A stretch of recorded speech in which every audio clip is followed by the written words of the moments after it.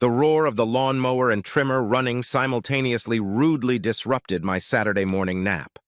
A groan from the other side of the bed showed that I wasn't the only one annoyed. Darla sat up and swung her legs off the bed. She sort of stretched and yawned at the same time.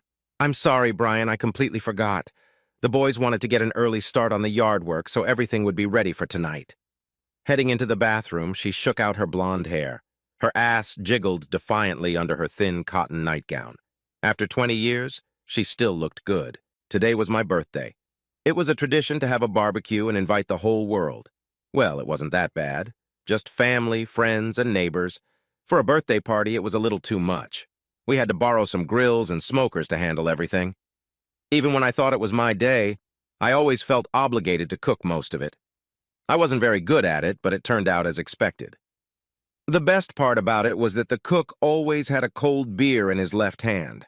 I had to keep my right hand free to cook the meat. "Do you want your birthday present now, or do you want to wait until tonight? The shower is warm and ready." Darla smiled, peering out from behind the bathroom door. Her nightgown was gone, and she was playing coy. "I'll see you tonight, little lady. Right now I'm going to go down and help the boys. I'll shower later." Todd was 18 and due to leave for the University of Texas in 2 months. Terry was a year younger and already had a scholarship to Auburn. They were good sons, and I gave Darla credit for raising them right. Perhaps the only thing I gave them directly was a comfortable home and a good work ethic. I always regretted not being a better, more involved father. We spent a couple hours tilling the yard and patio pretty thoroughly, and then fired up some grills. I wanted to cook the ribs for smoking first. Hamburgers, hot dogs, and steaks could be cooked as needed, but the ribs needed to be pampered. Todd started the smoker while Terry spread dry mashed potatoes all over the meat. Hell, the way things were going, I could probably sit back and let them take care of everything this year. Darla arrived just as we finished all of our prep work. Her 2 sisters had to come over to help her with everything she needed. We had over 50 people to feed today. It's funny how friends come when there is free food. I was 40 years old, but I still felt 20, and next month Darla and I would celebrate our 20th wedding anniversary. It had been a good marriage. The sex wasn't as hot as it had been in previous years, but it was still great. It seemed to stop about a year ago, shortly after Darla started working. Fear of an empty nest pushed her out of the house. I was happy if she was happy. We didn't need money, but she needed companionship. The boys and I headed for the showers. I had a new shirt, especially for such an occasion, that my mom had brought over earlier in the week. It wasn't exactly my style, but I was obligated to wear it. I looked like a Hawaiian pimp. Darla wisely insisted I wear an apron. Sure enough, I had a nice apron that said, "Don't kiss the chef." It wasn't long before our guests began to arrive. Some brought platters of food, some brought gifts, and some brought drinks. The weather was beautiful, and the day promised to be lovely. Darla looked gorgeous and, as usual, was the perfect hostess. She would be 40 next year, but she had no problem passing for 30. She maintained her figure and looks. I looked forward to a few exotic weekends and vacations after the boys left. I watched her flitting between tables, making sure everything was perfect. The perfect wife and the perfect mother. What more could a man want? Finally, the excited crowd began to eat.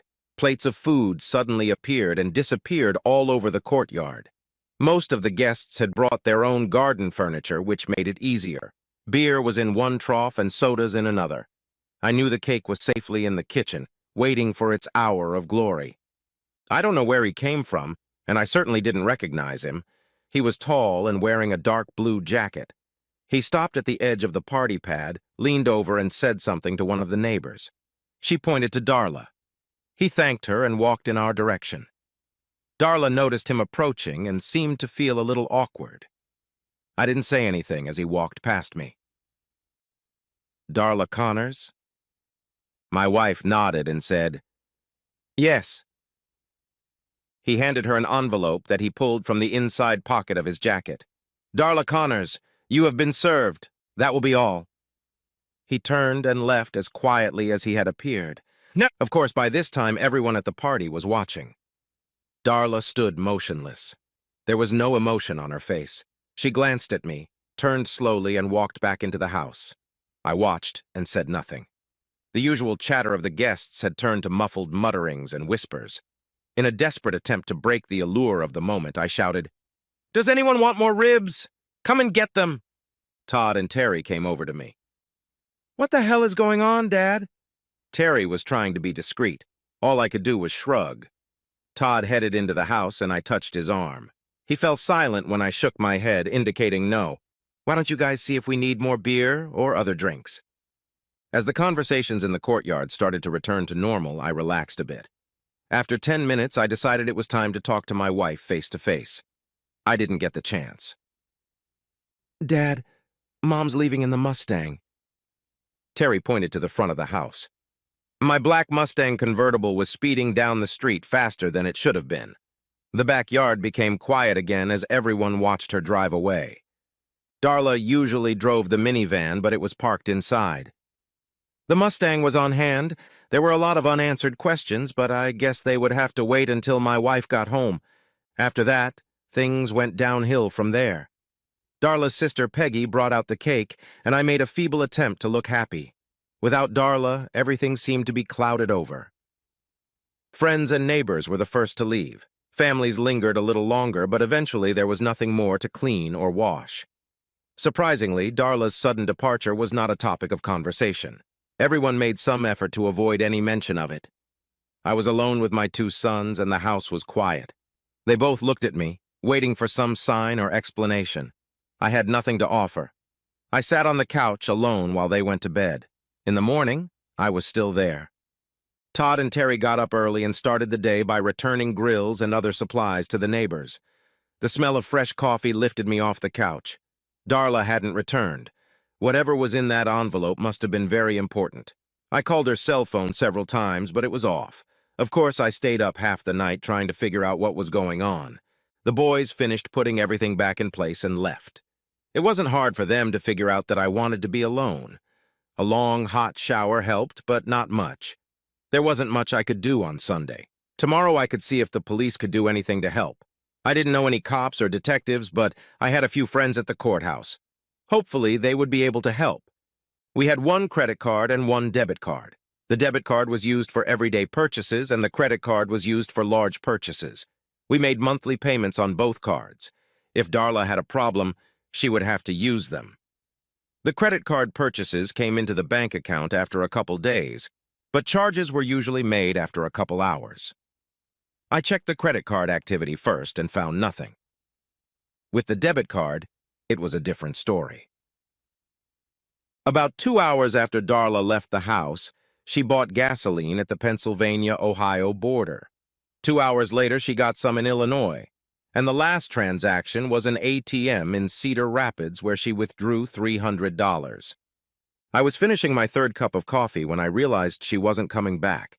She wasn't just killing time. She was running away. I loved my wife and didn't want to do anything to hurt her, but I also didn't want to encourage her in anything she did.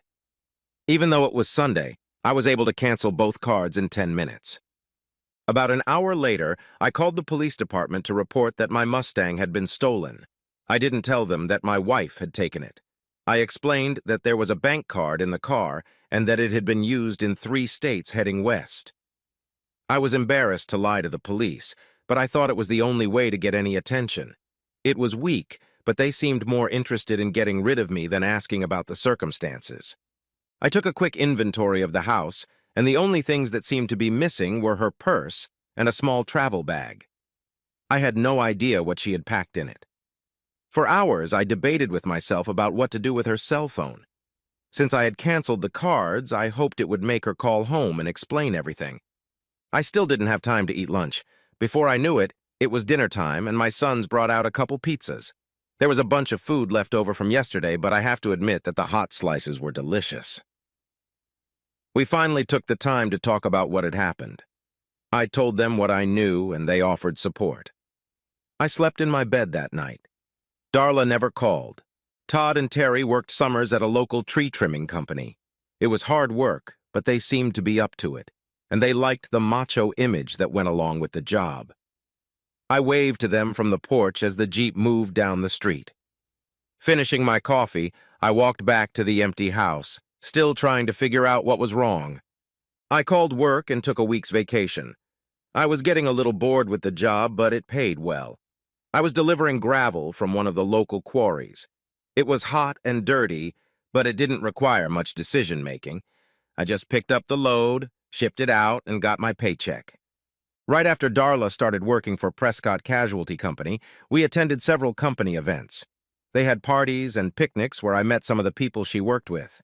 I just realized that for the past 6 months or so, we had not attended any more meetings. In fact, she never even mentioned them. They were important to her when she first started at the company, and then all of a sudden they stopped. I'm not very good at remembering people I meet, but Bob and Margie Gilson I remembered. Bob was a carpenter and Margie worked in the same office as Darla. It seemed possible to call the Prescott Company. Margie, this is Brian Connor. Do you have a minute to talk? Hi, Brian. I'm really busy right now. I hope it's not something important. Darla didn't come into work today, did she? No, we didn't really expect her to. Oh, really? Why is that? There was a long pause on the other end of the line. It was obvious that Margie was uncomfortable talking to me. Brian, I don't think I want to discuss any of this with you. I think you should talk to your wife. I'd love to, but I have no idea where she is. Another long pause followed. Brian, I'm sorry, but I have a lot of work to do. I've got to go. Before I could say anything else, she hung up. Suddenly, I had a feeling that something was going on with the Prescott business that Darla didn't want me to know about. That explained why we no longer attended company events. She was afraid that someone would accidentally say or do something that might give her away, or make me believe she was up to something bad. I grabbed a cold beer and went out on the porch to think. I had noticed a few things over the past few months, but hadn't given them much thought. Darla had started working overtime a few times a week. Not enough to wave red flags, but it had become a regular occurrence. She stopped talking about work when she was home, and we began to avoid socializing with anyone in the company. On the other hand, she didn't change her appearance or her clothes. She didn't buy any new clothes or fancy underwear. There were no suspicious phone calls or emails as far as I could recall. I trusted my wife, so there was no reason to think twice about what she was doing.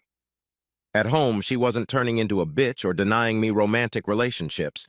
It was time to make a few more phone calls. Donald Curry was an old high school friend of mine who worked at the courthouse.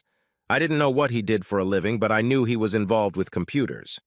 I explained the problem to him and planned to meet him when he got home from work. Before leaving the house, I called Ronwell Home Builders and learned that Bob Gilson was working on an apartment complex nearby. I planned to meet him right after lunch. I usually finish my Taco Bell burrito, but today I only ate half of it. I couldn't wait to talk to Bob.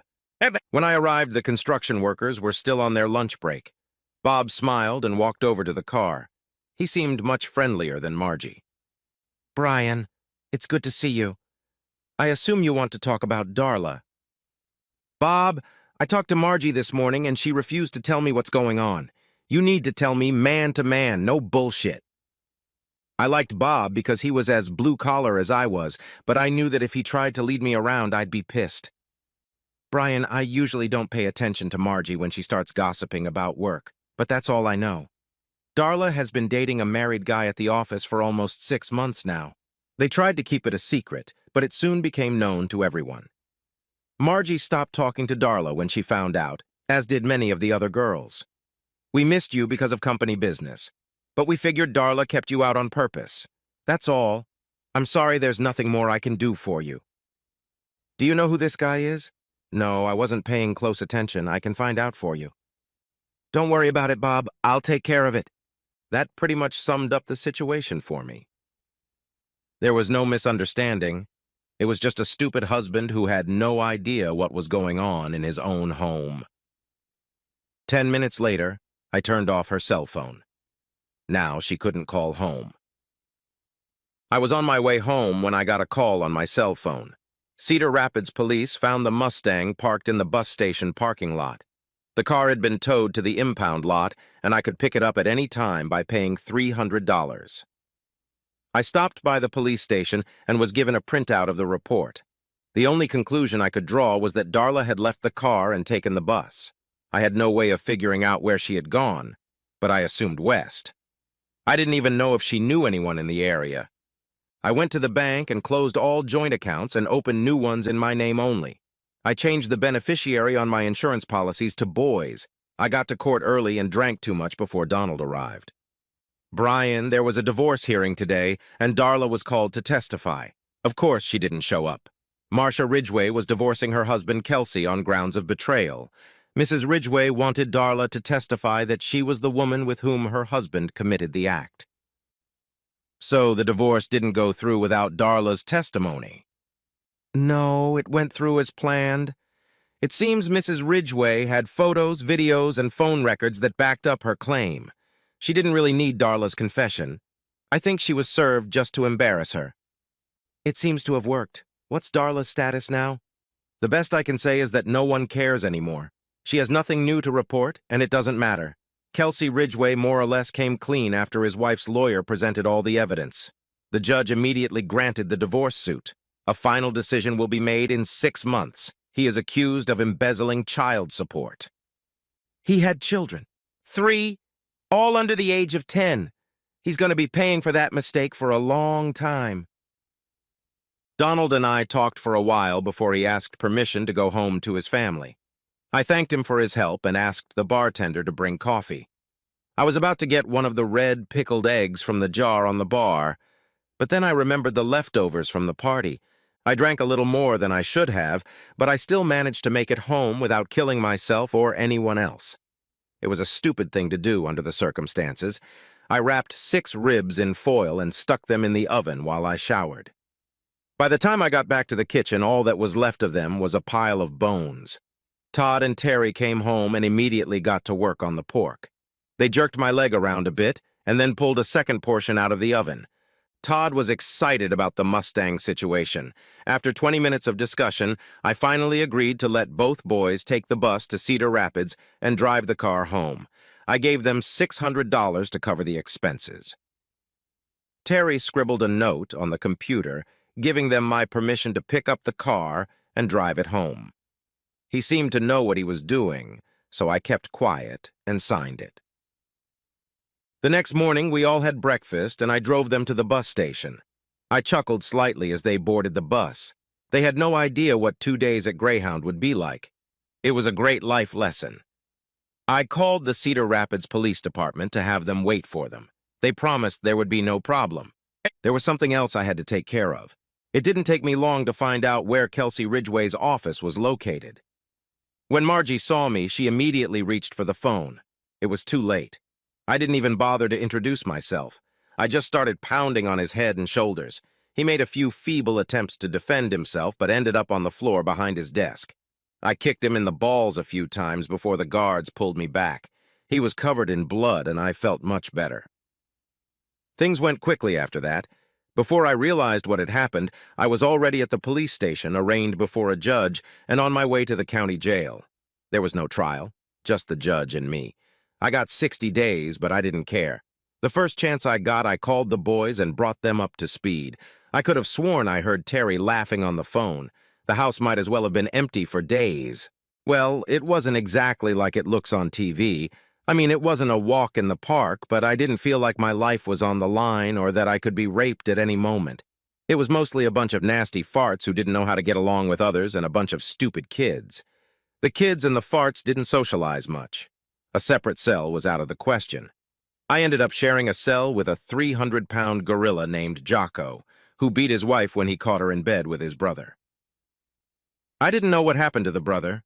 Jocko and I got along just fine. I, of course, took the top bunk.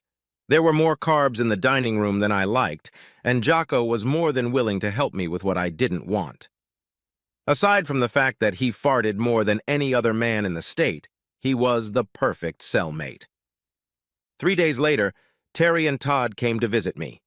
The car hauling trip went great, but they didn't want any bus trips in the near future. They had no information about Kelsey or their mother. They brought me 2 packs of cigarettes, even though I don't smoke. Todd said he thought they might be useful for trading. He's watched too many movies. Joko, however, was beyond thrilled when I gave them to him. He said he needed to smoke to lose weight. I had no problem leaving the boys home alone, and apparently no one else did.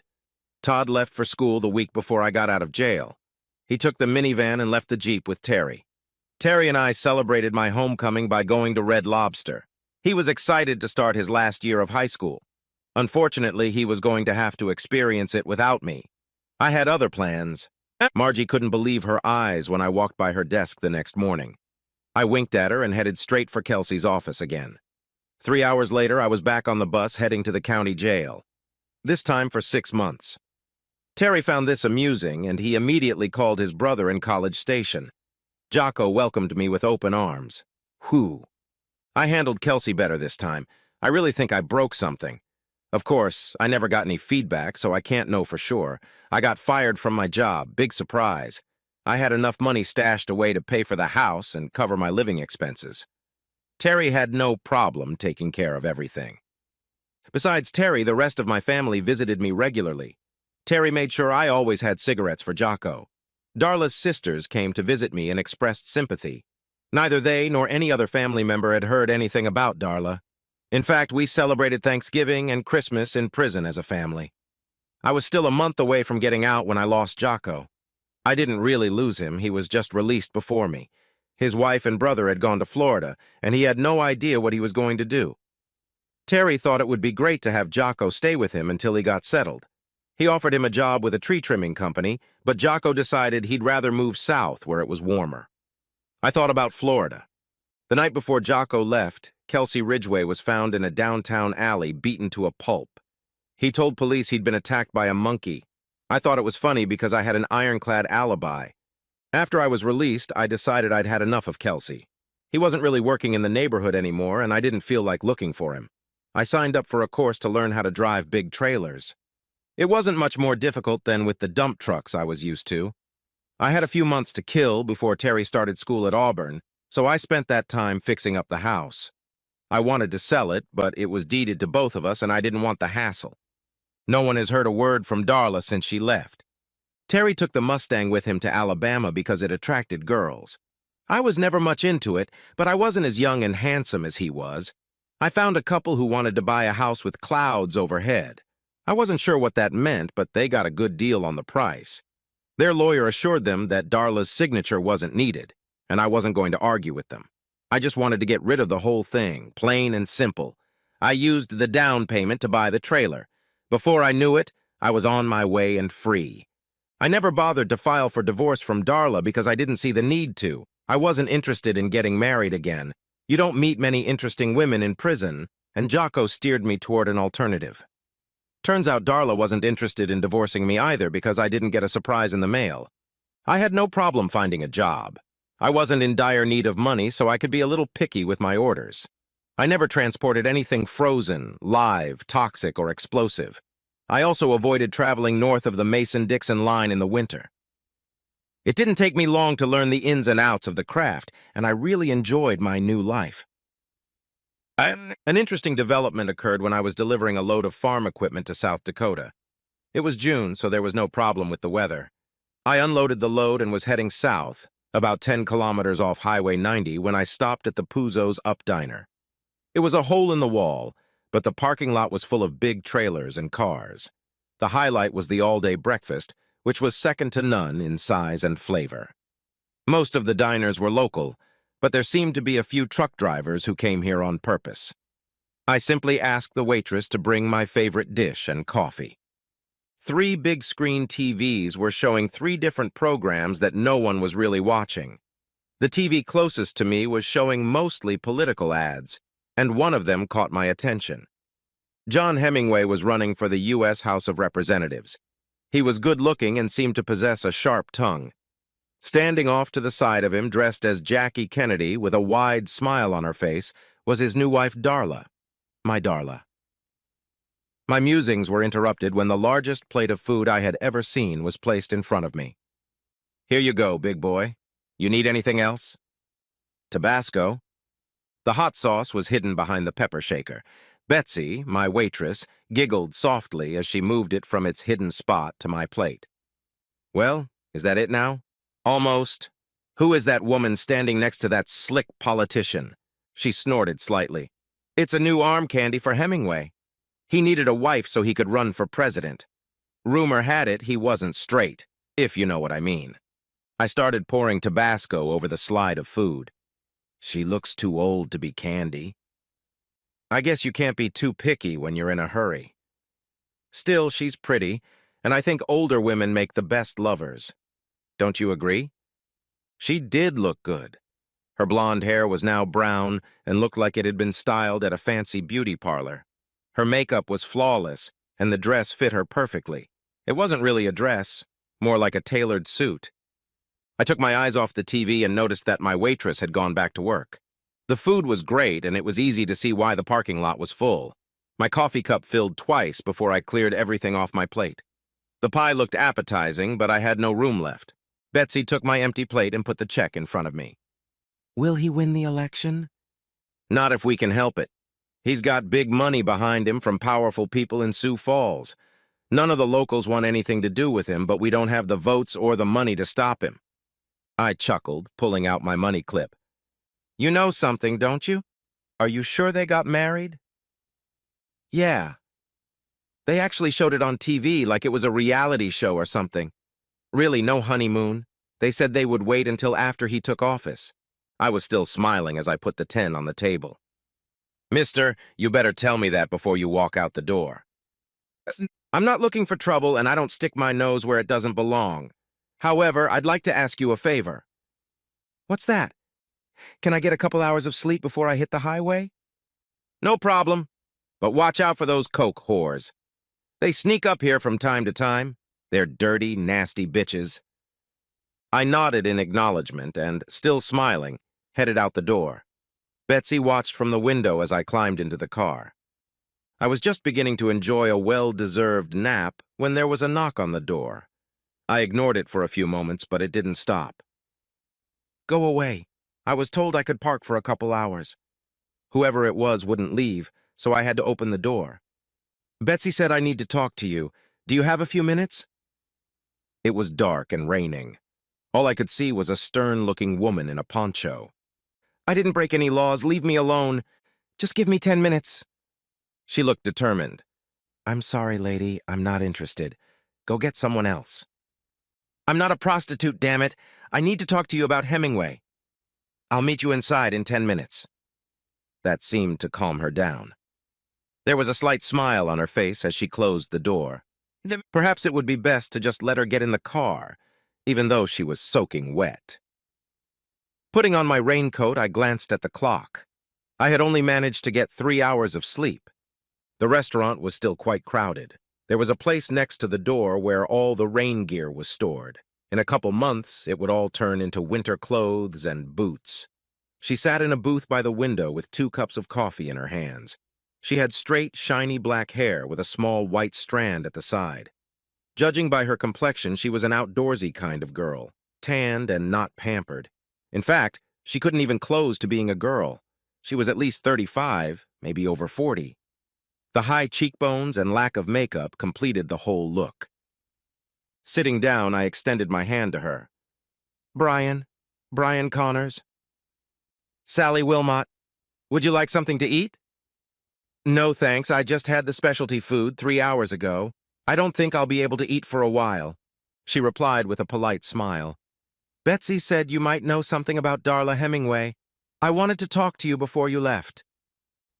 What the hell is so important about Darla Hemingway? My brother Franklin is running against him in the election. Oh, I see. It's a personal matter. Not really. Franklin represents local interests, farmers, ranchers, and Native Americans. Hemingway cares about Sioux Falls businessmen. We're not anti-business, but we feel like a lot of people won't be thrilled if Hemingway gets elected. Well, I still don't understand what his wife has to do with any of this. We don't know either. All we know is that something is wrong. Our election committee tried to run a background check on her, but ended up with nothing. His campaign staff won't release any information about her. Maybe it's all nonsense, but we were getting desperate, and Betsy said she thought you might know something. I guess I'd better not become a professional poker player if the waitress can figure me out so easily. She leaned back in her chair. Aha. She was right. You do know something. Are you going to tell me, or am I going to have to shake it out of you? I finished my coffee and smiled. I found her words amusing. In fact, it was really funny. I waved my empty cup in Betsy's direction and leaned forward. I think I like the second option better. I have no idea what made me say that. It wasn't in my nature to be clever or use innuendo. I guess it was because I liked her demeanor. She was confident and straightforward. I got the impression that she always knew what she wanted and knew how to get it. Betsy finished pouring, and Sally Wilmot stared at me intently. I'm sorry. It was rude and impolite of me to say that. I'll answer any questions you might have. Sally covered her mouth with her hand and laughed softly. It's all right, Mr. Connors. I'm not that impressionable, and your answer seemed nice. I shouldn't have asked the question that way. Oh, good. That means option 2 still stands. Hell no. How do you know Darla Hemingway? She's my wife. We've been married over 20 years and never divorced. I haven't seen her in years, but unless she's divorced somewhere I don't know about, we're still married. Sally seemed unable to find the words. She didn't say anything at all. She just sat there looking at me. What name did she give as her maiden name when she got married? She stammered for a few seconds before she spoke. Oh my goodness, her maiden name was Connors. The bitch didn't even try to hide it. Yay! Sure enough, Betsy ran up to me and all the heads in the audience turned in our direction. I was a little embarrassed by all this attention, but Sally seemed pleased. Sally jumped up and kissed Betsy right on the lips. She crossed the foyer and pulled out her cell phone. Betsy blushed slightly and leaned toward me. What the hell did you say to her? I hadn't seen her this flustered in 5 years. That sneaky ass that had been hiding inside me for years was starting to show. I looked at Betsy and said, I told her that you were my love and that I was going to get married. She immediately realized it was a joke and slapped me on the arm as a reward. Are you going to tell me? No, let Sally tell you. I'm going to go back to my car and see if I can get back to work. It was nice to meet you, Betsy. The rain stopped, but I never made it to the trailer. Sally grabbed my hand when I was halfway there. You can't leave yet. You have to talk to Franklin. It won't take long. Just a few minutes. I'd really like to stop all this. Now I'm sorry for what I said to you. How long will it take him to get here? He'll meet us at my house. Do you want to come with me, or are you going to follow me in your truck? I'll follow you. I felt better not having to depend on someone else's transportation. The Jeep van Sally was driving was at least 10 years old and probably more. After driving 3 kilometers on gravel, we found ourselves on a worn gravel road leading to an equally worn house. Someone was there because the place was well lit. There was no lawn, just gravel, and not much of it. I tried to stay off the dirt, but it was difficult. There were no other cars nearby, so I assumed Franklin was still on the road. Just outside the door was a storage area for outerwear and boots.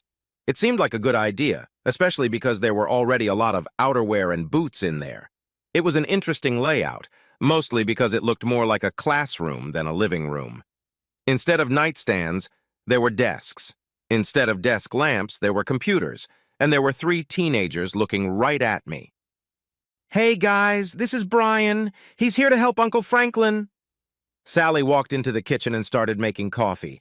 I nodded slightly to my listeners instead of saying hello. I felt a little awkward under the circumstances. I looked around the room but saw nothing to indicate the presence of Mr. Wilmot. Since I had 2 sons, it was easy for me to determine that the boys were about the same age. I assumed they were 16, 17, and 18.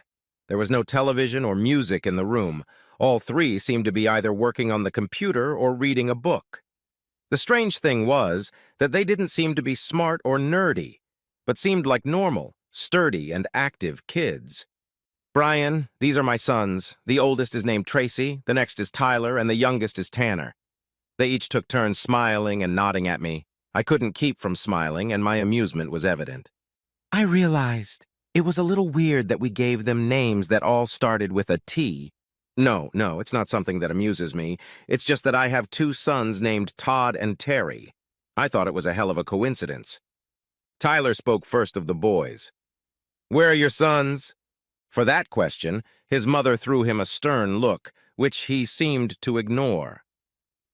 Todd is at the University of Texas and Terry is at Auburn University. That simple statement lit up the entire room. Suddenly, Tracy came to life as if he had been stunned by an Energizer bunny. I'm leaving for College Station in August. How long has he been there? What is he studying? Sally finally touched his shoulder. Slow down, boy, slow down. I'm sure Mr. Connors will have time to answer all your questions. As it turned out, Tracy had a full soccer scholarship and was already enrolled in college. Tyler had been accepted to the U.S. Naval Academy in Annapolis and was graduating in a year. Sally's husband was in the National Guard and had died in the Persian Gulf 5 years ago. She wouldn't go into details, and I didn't push. Tanner, the youngest of the boys, hadn't yet decided what he wanted to do, but his mother still made sure he was doing his books regularly. I had no idea what had delayed Franklin, but for the next hour I was busy talking to Sally's sons about everything in the world. Sally just stood back and watched me interact with them, just as I was interacting with my own. After spending time with Sally's children, I realized how much I missed my boys. Finally, Franklin Honeycutt arrived with 2 assistants. After introductions, Sally got the boys back to work while the adults gathered around the kitchen table. Apparently, they had some doubts about my claiming to be Darla's husband, and it wasn't important enough for me to get into an argument about it. As I got up to leave, I thanked Sally for the coffee and told the boys that it had been nice to meet them. Sally wanted no part of it. Damn it, Brian, sit down. The others at the table sat in silence. Sally took over the conversation like she was running for president. Brian, do you have a marriage license or something to prove you're married to Darla Hemingway? It only took me a few seconds to pull a wedding photo out of my wallet. She was older now and had different hair, but you could still recognize Darla in it. I looked at one of Franklin's assistants, who was sitting with a laptop in front of him. Go to the archives in Berks County, Pennsylvania. You should be able to log marriages from 1960 through 1990. Just type my name into the search engine. Brian William Connors. Sally brought me a cup of fresh coffee and smiled slightly. She seemed glad I hadn't left. Assistant number 1 turned the laptop screen toward Franklin. August 17th, 1979, right? Franklin seemed to cheer up a little. I nodded and sipped my fresh beer. I wish you luck in finding any evidence of the divorce. As far as I know, or anyone else knows, I am still married. Feel free to investigate this matter as long as you like. It doesn't matter to me. The conversation started to get a little redundant and boring. This time, no one stopped me when I stood up. Do you mind if I stop for a few minutes in your driveway before I leave? No, not at all. Sally walked me to the door. I looked back to say goodbye to Franklin and his cronies, but they were deeply absorbed in what the politicians were doing. Each of the boys gave me a slight wave or nod as I left. An hour later, I heard Franklin and his group leaving. I thought I was finally ready for bed when I heard the knock on the door again. Sally jumped into the cabin right in her flannel nightgown. She put her finger to her lips, showing me she didn't want me to talk. We were far enough away from the house that the boys couldn't hear anything, but I guess she just didn't want to talk. She spent at least an hour with me in the sleeping car. It was passionate and loving, but a little uncomfortable. The sleepers on the trailer are comfortable for sleeping, but not much more than that. I did the best I could under the circumstances. She left as quietly as she had come. Not a word was spoken. The sun had already risen when there was another knock at the door. It was Tanner calling me to come into the house for breakfast. Fortunately, boys and men like the same food, and Sally knew how to make it. I spent another hour chatting with the boys and felt quite comfortable. So much so that I asked Sally for permission to take a warm shower before leaving. An hour later, I was finally on my way, but not for long. The local sheriff pulled me over before I got on the highway. Apparently, Mr. Honeycutt needed to talk to me some more. I followed the police car back to the Belly where Franklin was waiting for me. He was having breakfast and invited me to join him. Betsy brought me coffee and took the opportunity to wink at me. She and Sally must have been closer friends than I thought. It seemed Franklin's legal advisors wanted me to stay. I used the old corny phrase, time is money, to talk him out of it, but he just laughed and continued eating. It would have been very easy to agree to everything and then just run away, but I figured I might want to stay a few more days, especially after last night. The politician paid for the motel room and meals, but that was the best he could do. It was a good opportunity for me to wash my clothes and also pay my bank bills. Wi-Fi is great. I sent the guys a couple emails and paid all the bills. I was just taking the second load out of the dryer when Sally walked in. I don't think I've ever seen a woman who looked better in jeans. She had 3 children and still had a perfect figure. Her blue Oxford shirt was untucked but cinched with a silver belt. Her skin glistened, but not from sweat, but from a natural glow. She was one hell of an attractive woman. "What the hell are you doing, Brian?" I shrugged innocently. "Folding laundry. You were supposed to be gone by now. Remember when you said you were leaving this morning? Things have changed. Your brother asked me to stay a few more days. The only reason I came to see you last night was because I thought you wouldn't be here today. I can't have you here after—" She stammered, searching for words. She didn't seem to be expecting any kind of relationship other than a one-night stand and had no idea how to handle it. I was amused by her disappointment and decided it was an excuse to have a little fun. "After talking to Franklin this morning, I am seriously considering buying a house and staying here permanently." He made it sound pretty convincing. "Now I recognize bullshit by the smell of it. What's really going on?" I sat Sally down on the bench next to the dryers. "Your brother insisted that I stay a few more days, just until they set something up to snag Hemingway. I promised to stay away from you and the boys until he's finished. I didn't mean to embarrass you or do anything that might make you feel uncomfortable. That's not the problem, Brian. The boys like you. They wanted to know when you could come again. They were a little upset when I told them you were leaving. Tyler wanted me to talk to you about staying here a little longer." I'm sorry, I was just trying to be friendly. They reminded me of my family, and it was easy for me to talk to them. I didn't mean to cause you any trouble." "Of course, I didn't make it easy when I walked up to your truck last night." "You certainly made it harder." For that hint, I got a poke in the shoulder and a smile. "Why did you come to see me?" Sally shrugged and looked a little embarrassed. "I'm not sure. It's been 5 years since my husband died. 5 years without any comfort or passion. It just seemed like the perfect opportunity, especially since you were supposed to leave today." She was starting to get annoyed with me again. "Why the hell didn't you leave?" I picked up the stack of folded laundry, handed it to her, and then took the rest before heading back to my motel room. She hesitated in the doorway for a moment before I put my finger to my mouth like she'd done last night. Her shy smile was followed by a wide grin as she closed the door behind her. It's much easier to make love to a woman in a normal bed. What I liked best, however, was the shower. Even running out of hot water didn't stop us. Before she left, she made me promise to be at her house for dinner at 6 o'clock. How could I refuse? I was ready. Heck, I'd already showered twice today. Dinners at Sally's had become a regular occurrence, and Betsy had become my best ally. Betsy and Sally had been friends since childhood. Betsy took great pleasure in telling me about the things they did when they were little and the boys they led around. The conversations about Sally's husband were sad and far from light-hearted, but they gave me a good idea of who Sally was and why I wanted to get to know her better. It was never my intention to stay in South Dakota, but the longer I was here, the more I wanted to stay. By the end of the first week, all the boys had Texas A&M t-shirts and Auburn sports jerseys. Sally kept one of the Auburn jerseys for herself. It was still a little big for Tanner. I didn't pay much attention to the political squabbles. Franklin and his team seemed to be doing just fine without me. Anyway, the press found out about Darla's dark past and began to stir it up. Hemingway's people tried unsuccessfully to ignore it. The more they denied it or ignored it, the worse it got. His popularity began to plummet. I never interfered in any of his affairs until one early morning, unexpectedly, someone came to my motel.